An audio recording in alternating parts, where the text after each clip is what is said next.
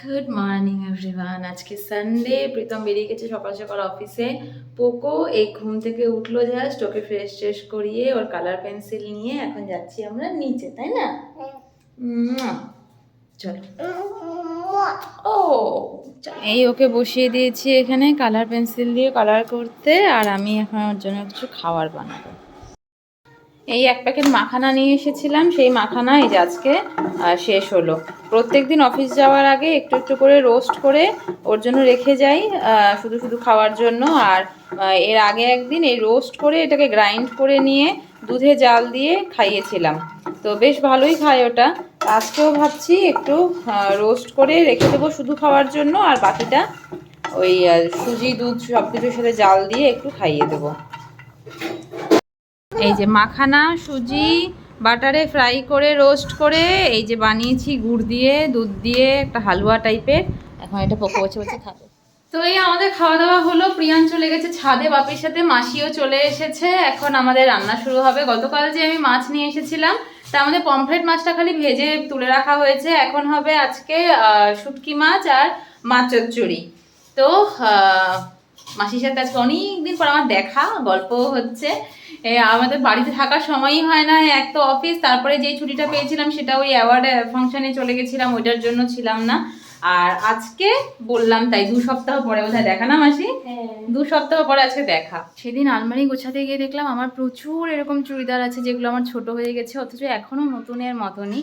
তো সেই চুড়িদারগুলো এখন পরাও হয় না, অথচ আলমারিতেও রেখে দিয়েছি। এবার মানে জিনিসগুলো কি রিজেক্ট মানে করে দিলেও মানে ফেলে দিতে ইচ্ছা করে না, মনে হয় যে কেউ যদি পড়তে পারে তাহলে পরে একটু ভালো, কারণ জিনিসগুলো এখনও ভালো আছে। আমি হার্ডলি খুব বেশি যে পড়েছি তাও না, কিন্তু হ্যাঁ এখন আর আমার এগুলো মানে হবে না। তো এবার না ভেবে যাচ্ছিলাম, এবার আমাদের আশেপাশে এরকম কেউ নেই যাকে আমি দিতে পারবো, বা অনেকেই হয় যে পছন্দও করে না। বাট আজকে মাসির সাথে গল্প করতে করতে হঠাৎ করে মাসিকেই জিজ্ঞেস করলাম যে মাসি তোমার জানাশোনা কেউ আছে নাকি যাকে কাউকে আমি দিতে পারি, আমার এরকম চুড়িদার আছে কিছু। তো মাসি বললো যে হ্যাঁ এরকম আছে, তুমি দিয়ে দিও, আমি তাহলে তাকে দিয়ে দেবো। তো একটু শান্তি পেলাম যে না, জিনিসগুলো মানে বেকার ফেলানো যাবে না, কাউকে দিতে। একটা চুড়িদার এখন আমি বের করলাম, আরও আছে অনেক, কোথায় কোথায় ঢুকিয়ে রেখেছি আমি নিজেও মনে করতে পারছি না। এখন আপাতত একটা বের করেছি, এটা আমার ভীষণ প্রিয় একটা চুড়িদার। আমি যখন কি বলবো, এটা আমার বিয়ের আগের চুড়িদারটা, যদিও প্রথম ফার্স্ট মনে হয় না সেকেন্ড বছর দুর্গাপুজোর সময় কিনেছিলাম।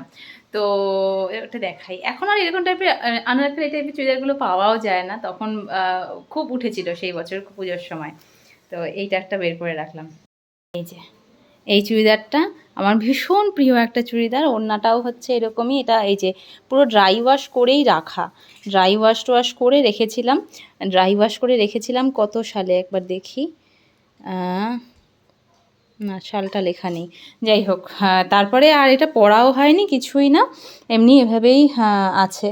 তো ভাবলাম যে না, কেউ তো একটু পড়তে পারবে, সামনেই পুজোও আসছে। ছাদের থেকে নামলো, নেমে দেখেছে আমার হাতে ব্যাগ, এখন ও ধরবে, ও পুরোটা নিয়ে নামতে পারবে না। আস্তে আস্তে নাম, আস্তে আস্তে নাম বাবা, পড়ে যাবি। নিচে তাকাও। তুমি ব্যাগের একটা সাইড ধরো, একটা সাইড ধরি। আচ্ছা এই যে একটা সাইড ধর, এই যে একটা সাইড ধর। এটা কাকে দেবে বাবা? হ্যাঁ আন্টিকে দেবে। চলো চলো নামো। হ্যাঁ সব কাজে হাত দেওয়া চায়। এসো আন্টিকে দিয়ে আসো, এটা দিয়ে এসো। আমি নিয়ে নামছি, দেখেছে, এখন ও নেবে, ওটা ও দেবে।